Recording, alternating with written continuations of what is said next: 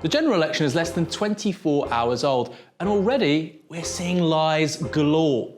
Earlier this week, we saw the Conservative Party launch an attack video, citing an interview on Good Morning Britain with Keir Starmer, the Labour MP. The thing is, they completely misrepresented what he said. Why would the EU give you a good deal if they know that you're going to actively campaign against it?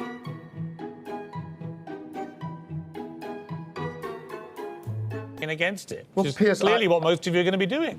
Well, Piers, I have been talking to the EU, to political leaders across the EU 27 countries for 3 years. And then there are the Liberal Democrats with their leaflets going through hundreds of thousands of letterboxes across the country, citing polls which are entirely misleading. Of course, that was entirely indefensible. Nobody would dare to say that this is okay, unless they're Joe Swinson on Sky this Sunday. I mean, this is entirely misleading, isn't it? Well, I think politics has changed significantly since the 2017 election. On. No, it has. No, this is embarrassing. No, it has. It has. And then there was the Tories, who chose to launch their general election campaign through the Daily Telegraph, comparing Labour's proposals to increase the top rate of income tax to levels last seen under Margaret Thatcher to Stalinism and the death of millions of people in the former Soviet Union. Around the same time, the Liberal Democrats' Luciana Berger was all too eager to defend the Liberal Democrats, pretending that a quote from then in The Guardian was in fact an endorsement from The Guardian. Does that make any sense? It looked at first glance as if you were quoting The Guardian, but actually you're quoting your own leader in The Guardian who says that you're doing well. And what she said is a fact. Yeah, but why suggest that it's The Guardian who's saying? Well, it's from the Guardian newspaper, that's what it says underneath it. No, I understand that, but the point is that you are potentially misleading. So why, almost as soon as the general election campaign started, have the Liberal Democrats and the Tories seen themselves being defined by lies, half-truth, and generally speaking, defending the indefensible? You might say it's because they're bad people or they're simply talentless politicians. I wouldn't care to comment. But I do have a theory which I think generally underpins why both parties are behaving in the way that they are.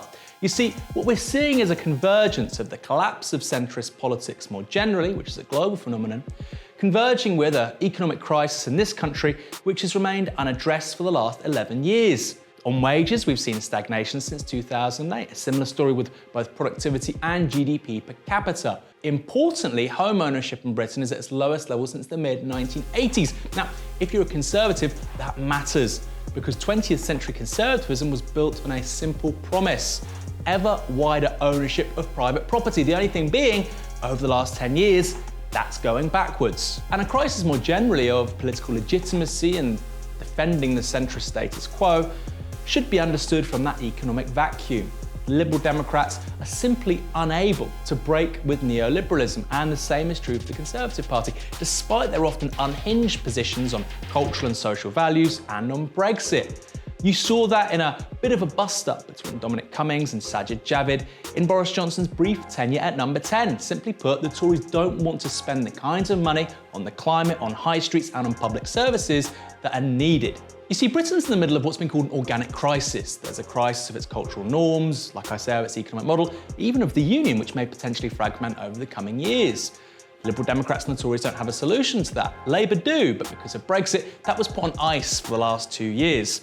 There's a reason why the Conservatives didn't call another election since the summer of 2017, because they had the instinct, which is now being proven correct, that this would happen, that we talk about the precise issues that matter most to people: flatlining pay, crumbling public services, home ownership, and having a sense of optimism and a future that might be better than today. Whatever happens in this general election, and for what it's worth, I think Labour will win it, the Tories right now remind me of Tony Blair's Labour in 2005.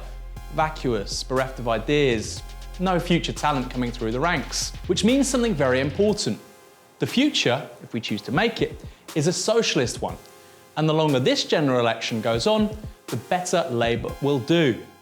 At the same time, we'll see more and more lies and mischaracterisations by the other two leading parties.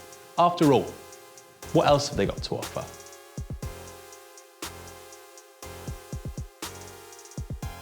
If you like this video, why not hit us up on Facebook, like the page, go to Twitter, follow us there, go to Instagram, follow us there too. And if you really liked it, why not head to support.novaramedia.com, help us keep on producing content which can generate a more positive, productive political conversation, because We can't build a better politics without creating a better media.